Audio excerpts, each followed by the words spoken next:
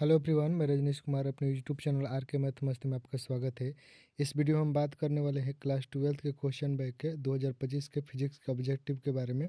तो इस वीडियो में हम देखेंगे 2025 के टोटल 70 ऑब्जेक्टिव क्वेश्चन जो फिजिक्स का है। यदि आपने इसके पहले 2011 से लेके 24 तक का वीडियो नहीं देखा है तो हमारे वीडियो चैनल के प्लेलिस्ट में आप वहाँ से देख सकते हैं। चलिए इस वीडियो को शुरुआत करते हैं। इसमें जो हमने हाईलाइट किया हुआ है ये हमारा आंसर है क्वेश्चन का। तो देखिए पहला क्वेश्चन कर रहा है इसमें कि दो आवेशों के बीच की दूरी आधी कर दी जाती है तथा एक आवेश को भी आधा कर दिया जाता है तो दोनों के बीच लगने वाला बल पहले की अपेक्षा हो जाएगा। तो ये क्या हो जाएगा, दुगुना हो जाएगा, यानी कि हमारा पहला आंसर का बी ऑप्शन हो जाएगा। 2 नंबर क्वेश्चन का है एक इलेक्ट्रॉन को विभवांतर भी के अधीन विराम से त्वरित करने पर इसकी चाल हो जाएगी। तो ये हो जाएगी रूट भी के समानुपाती, यानी कि 2 के आंसर हो जाएगा हमारा बी। 3 नंबर क्वेश्चन का है इलेक्ट्रॉन का विशिष्ट आवेश होता है तो ये हो जाएगा सी नंबर 1.8 × 10⁻11 कूलाम प्रति किलोग्राम। आगे देखिए 4 नंबर क्वेश्चन संधारित्रों के समानांतर संयोजन में प्रत्येक संधारित्र के लिए कौन सी राशि समान रहती है। तो ये हो जाएगा आवेश, 4 का ए हो जाएगा। 5 नंबर क्वेश्चन वायु में दो आवेशों के बीच परावैद्युतांक पदार्थ रख देने पर इनके बीच प्रतिकर्षण बल का मान क्या हो जाएगा, घट जाएगा। तो यानी 5 का हमारा बी हो जाएगा। 6 नंबर क्वेश्चन कराए 0.2 माइक्रो कूलाम के दो बराबर तथा विपरीत आवेशों के बीच की दूरी 3.0 सेंटीमीटर इनका वैद्युत द्विध्रुव गुण हो जाएगा। तो इनका वैद्युत द्विध्रुव गुण हो जाएगा 6.0 × 10⁻8 कूलाम मीटर, यानी कि 6 का हमारा बी आंसर हो जाएगा। 7 नंबर क्वेश्चन का है एक बंद पृष्ठ के भीतर एन वैद्युत द्विध्रुव स्थित है, बंद पृष्ठ से निर्गत कुल वैद्युत फ्लक्स होगा। तो ये हो जाएगा डी 0। 8 नंबर क्वेश्चन का है दो समान धनावेशित बिंदु आवेश हो जिनमें प्रत्येक 1 μF यानी माइक्रो कूलाम आवेश है को 1 मीटर की दूरी पर वायु में रखा जाता है तो इस निकाय की विद्युत स्थिति ऊर्जा होगी। तो ये हो जाएगा 9 × 10⁻³ जूल, यानी कि 8 के सी हो जाएगा। 9 नंबर क्वेश्चन है निम्नलिखित में से धारिता का मात्रक कौन सा है। तो ये हो जाएगा कूलाम प्रति वोल्ट, यानी कि डी। 10 नंबर क्वेश्चन है किसी संधारित्र की धारिता निर्भर नहीं करती है। तो ये हो जाएगा प्लेटो के आवेश पर 10 के सी हो जाएगा हमारा। 11 देखिए किसी आवेशित चालक के बाहरी सतह पर विद्युत क्षेत्र होता है। तो ये हो जाएगा सतह के लंबवत, यानी 11 के बी। 12 नंबर का है यदि किसी चालक को बाहरी विद्युत क्षेत्र में रखा जाए तो चालक के अंदर का क्षेत्र क्या होगा। तो ये हो जाएगा 0। 12 के आंसर हो जाएगा ए। 13 नंबर का है विपरीत चिन्ह के दो बिंदु आवेश के लिए निम्नलिखित में कौन सा कथन सही है। तो ये हो जाएगा स्थितिज ऊर्जा हमेशा ऋणात्मक होता है, यानी 13 के ए हो जाएगा। 14 नंबर का है गॉस का नियम कहता है कि किसी बंद सतह से गुजरने वाला विद्युत फ्लक्स संलग्न आवेश के समानुपाती हो जाएगा, यानी 14 के ए हो जाएगा। 15 नंबर क्वेश्चन का है 100 μF धारिता वाले संधारित्र के 100 वोल्ट तथा आवेशित करने पर उनमें संचित ऊर्जा होगी। तो ये हो जाएगा 0.5 जूल, यानी 15 के ए हो जाएगा। 16 नंबर का है निम्नलिखित में किसका मात्रक वोल्ट प्रति मीटर होता है। तो ये हो जाएगा विद्युत क्षेत्र का, यानी 16 के बी 16 के सी। 17 का है विद्युत चालन में चालक से मुक्त इलेक्ट्रॉनों का अपवाह वेग भी एक चालक के सिरों के बीच लगे विभवांतर भी के बीच संबंध है। तो हो जाएगा भी के अनुक्रमानुपाती, यानी 17 के हो जाएगा। 18 का है एक चालक की वोल्टता भी तथा धारा आई के बीच ग्राफ एक सरल रेखा है जो वाई अक्ष की से थीटा कोण बनाती है, चालक का प्रतिरोध होगा। तो ये जगह कॉट थीटा, यानी कि 18 के बी हो जाएगा। 19 नंबर का है विद्युत परिपथ की शक्ति होती है। तो हो जाएगा 19 का हमारा V²/R, यानी कि 19 के सी हो जाएगा। 20 नंबर का है ताप बढ़ने के साथ अर्धचालक का प्रतिरोध होता है। तो ये हो जाएगा बी घटता है।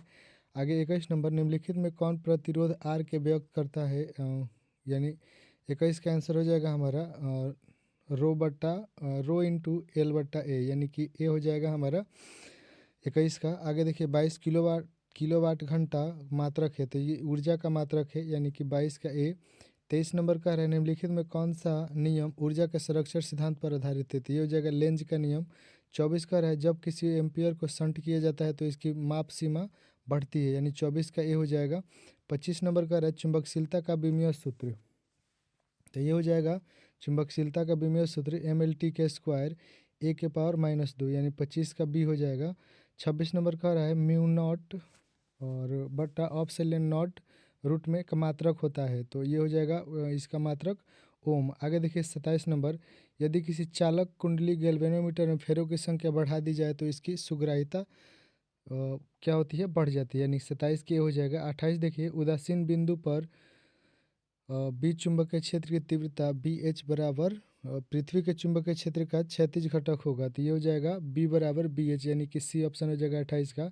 29 का रहा है, लौ चुंबकीय पदार्थ के लिए अपेक्षिक चुंबकशीलता का मान होगा, तो ये हो जाएगा म्यू आर ग्रेटर देन 1, यानी म्यू से बहुत बड़ा 1 का मान हो जाएगा। आगे देखिए R1 R2 और R3 प्रतिरोध के श्रृंखला परिपथ में प्रत्येक प्रतिरोध में प्रवाहित धारा क्या होती है, समान होती है, यानी 30 का ए हो जाएगा। आगे देखिए 31 नंबर, धारा घनत्व इकाई है, तो धारा घनत्व किसकी इकाई है, एम्पियर प्रति वर्ग मीटर।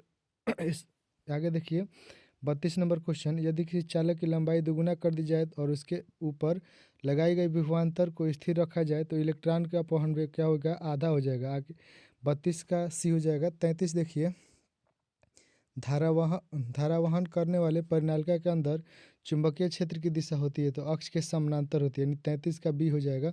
34 नंबर देखिए, निम्नलिखित में कौन सा उपकरण विद्युत चुंबकीय प्रेरण के सिद्धांत पर आधारित है, तो ये हो जाएगा विद्युत जनरेटर, यानी 34 का सी हो जाएगा। 35 नंबर देखिए, एक परिनालिका का स्वप्रेरक का तो निर्भर करता है, तो ये हो जाएगा बी और सी, यानी कि प्रति इकाई लंबाई के फेरों की संख्या पर और परिनालिका की लंबाई पर। 35 का हमारा डी आंसर हो जाएगा। 36 नंबर का है, यदि किसी प्रतिवर्ती धारा का शिखर मान 10 एम्पियर है तो इसका वर्ग माध्यमाल मूल का मान होगा, तो ये हो जाएगा 7.07 एम्पियर। आगे देखिए 37 नंबर, शुद्ध विद्युत प्रेरकीय परिपथ में शक्ति गुणांक का मान होगा, तो ये हो जाएगा 0। 38 नंबर है, केवल धारिता युक्त प्रत्यावर्ती धारा परिपथ में धारा एवं वोल्टता के बीच कलांतर होता है, तो ये हो जाएगा 90 डिग्री। 39 नंबर क्वेश्चन है, अनुनाद की स्थिति में एलसी की परिपथ की आवृत्ति होती है, तो ये हो जाएगा 1/2 पाई रूट में है एलसी, यानी कि 39 का हमारा डी हो जाएगा। चलिए 40 नंबर क्वेश्चन, 40 नंबर क्वेश्चन कर है, एक ऊंचाई ट्रांसफार्मर की द्वितीय कुंडली में धारा का मान प्राथमिक कुंडली की तुलना में कम होती है, यानी कि 40 का बी हो जाएगा। 41 नंबर है, उत्तल दर्पण की प्रतिबिंब सदैव बनता है, तो ये हो जाएगा ध्रुव तथा फोकस के बीच, यानी कि 41 के सी। 42 नंबर है, यदि किसी माध्यम में निर्वात में संपूर्ण आंतरिक परिवर्तन के लिए क्रांति कोण 30 डिग्री हो तो माध्यम में प्रकाश का वेग होगा, तो ये हो जाएगा 1.5 × 10⁸ मीटर प्रति सेकंड, यानी 42 का बी हो जाएगा। 43 नंबर क्वेश्चन है, यदि समान फोकस दूरी एफ के दो अभिसारी लेंस एक दूसरे के संपर्क में रखे हैं तो तब संयोग की फोकस दूरी होगी, तो ये हो जाएगा f/2, यानी कि 43 का हो जाएगा सी। 44 नंबर है, एक उत्तल लेंस की क्षमता 2 डायोप्टर है, इसकी फोकस दूरी होगी, तो ये हो जाएगा फोकस दूरी 50 सेंटीमीटर। 45 नंबर क्वेश्चन है, निम्नलिखित में कौन सा रंगीन विपथन को कम करने के लिए लेंसों का उपयोग किया जाता है, तो ये हो जाएगा अवर्णक संयोग, यानी कि 45 का सी हो जाएगा।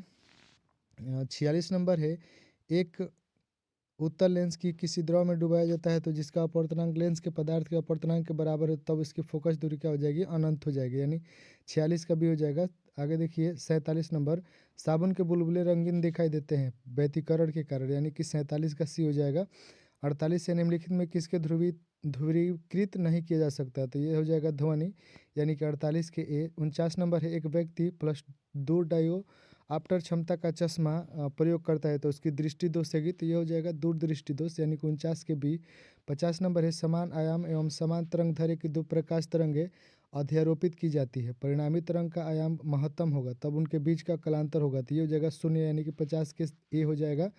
आगे देखिए 51 नंबर, ध्रुवित प्रकाश को कंपन तल एवं ध्रुवण तल के बीच कोण होता है तो ये 90 डिग्री होता है, यानी 51 के सी हो जाएगा। 52 नंबर कह रहा है कि निम्नलिखित में से कौन सा विद्युत चुंबकीय तरंग नहीं है, तो ये हो जाएगा अल्फा किरणें। 53 नंबर है, किसी द्रव्यात्मक माध्यम में विद्युत चुंबकीय तरंग की चाल निर्भर नहीं करती है, तो ये हो जाएगा इसकी तीव्रता पर, यानी 53 के सी हो जाएगा। 54 नंबर क्वेश्चन, प्रकाश विद्युत उत्सर्जन की घटना में आपतित प्रकाश की तीव्रता बढ़ाने पर प्रकाश का विद्युत धारा बढ़ती है, यानी कि 54 का हमारा ए हो जाएगा। 55 नंबर का है, किसी गतिमान कण से संबंध डी ब्रोगली तरंग में तरंगदैर्घ्य निर्भर नहीं करता है, तो ये हो जाएगा आवेश पर, यानी कि 55 के बी हो जाएगा। 56 नंबर क्वेश्चन है, फोटान के गतिज द्रव्यमान का सूत्र है, तो ये हो जाएगा B number hv/c²। 57 number question है, एक ही तत्व के समस्थानिकों के बीच मुख्यतः अंतर है क्या है, तो ये जगह न्यूट्रॉनों की संख्या, यानी 57 के बी हो जाएगा। 58 नंबर क्वेश्चन है, निम्नलिखित में कौन सा रेडियोधर्मी क्षय का प्रकार नहीं है? तो ये हो जाएगा म्यूऑन क्षय, यानी कि 58 का डी हो जाएगा। 59 नंबर है, 500 नैनोमीटर तरंगदैर्घ्य वाले एक फोटान की ऊर्जा क्या होगी? तो ये हो जाएगा 59 का हमारा B option 2.5 × 10⁻⁻⁰ joule. 60 number question है, हाइड्रोजन स्पेक्ट्रम की कौन सी श्रेणी दृश्य भाग में पड़ती है? तो ये हो जाएगा बामर श्रेणी, यानी कि 60 के बी हो जाएगा। 61 नंबर क्वेश्चन, निम्नलिखित में कौन आवेश रहित कण है? तो ये हो जाएगा फुटान। 61 का डी। 62 है, एक्स किरणें है। तो एक्स किरण क्या है? विद्युत चुंबकीय तरंग है, यानी 62 के डी हो जाएगा। एक AMU की तुल्य ऊर्जा होती है, तो ये हो जाएगा 9 से 31 मेगा इलेक्ट्रॉन वोल्ट, यानी कि 63 के डी हो जाएगा। 64 देखिए, जब सिलिकॉन में बोरान की अशुद्धियों के रूप में मिलाया जाता है तो परिणामी पदार्थ होता है, तो ये हो जाएगा पी प्रकार का अर्धचालक, यानी कि 64 के बी हो जाएगा। 65 नंबर क्वेश्चन कर रहा है, एन प्रकार के अर्धचालक में अल्पसंख्यक आवेश वाहक होता है, तो ये हो जाएगा होल, यानी 65 के बी। 66 है, कौन सा लॉजिक गेट तभी सही निर्गम देता है जब निवेश भिन्न होते, ये हो जाएगा XOR गेट, यानी कि 66 के डी। 67 नंबर क्वेश्चन है, पश्च अभिन्त डायोड होता है, तो ये होता है ए और सी, यानी कि जेनर डायोड और फोटो डायोड, तो यानी 67 का डी हो जाएगा। और 68 का रहा है, NAND गेट के बुलियन व्यंजक है, तो ये हो जाएगा A × B और ऊपर एक रिंग बराबर Y। आगे देखिए 69 नंबर क्वेश्चन, फाइबर ऑप्टिक संचार में किस प्रकार के तरंगों का उपयोग किया जाता है? तो ये हो जाएगा विद्युत चुंबकीय तरंगे, यानी 69 के बी हो जाएगा। 70 नंबर क्वेश्चन का है, टीवी प्रसारण के निम्नलिखित में कौन सा आवृत्ति परास का उपयोग होता है? तो ये हो जाएगा 30 से 300 मेगा हर्ट्ज, यानी कि 70 के सी। ये हो गया हमारे 2025 का टोटल 70 ऑब्जेक्टिव क्वेश्चन।